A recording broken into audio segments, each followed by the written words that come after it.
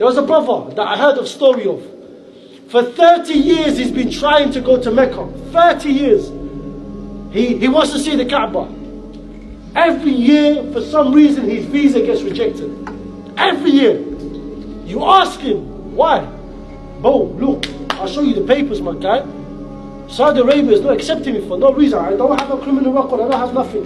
Akhi, there must have been something you done that's so terrible. Allah subhanahu wa ta'ala does not allow you to enter his house. What's the situation? The brother said, I came home one day. The last day of, what's the month before Ramadan? Sha'ban. The last day of Sha'ban. The next day is Ramadan. That same night is when they start reciting the Quran. The night of Ramadan started. He said, I walked in. I was high. I was bunny.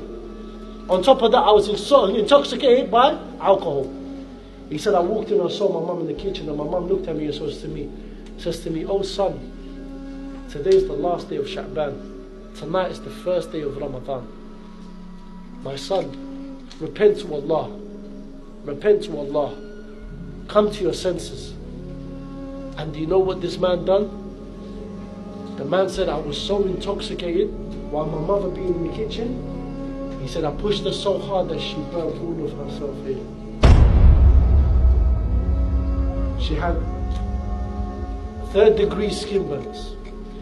And whatever she was wearing started to be stuck onto her arm. And all of going up here with her hijab on, it was also stuck to the level where she had to go into an emergency surgery. Her mother asked and wanted good for her son.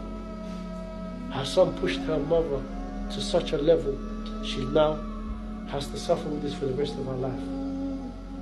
The brother says, I believe because of this action that I've done, Allah subhanahu wa ta'ala has rejected me from entering his house. So the Shaykh said to him, go to your mother and ask her for forgiveness. He said, how can I go to my mother and ask her for forgiveness when she has returned back to Allah?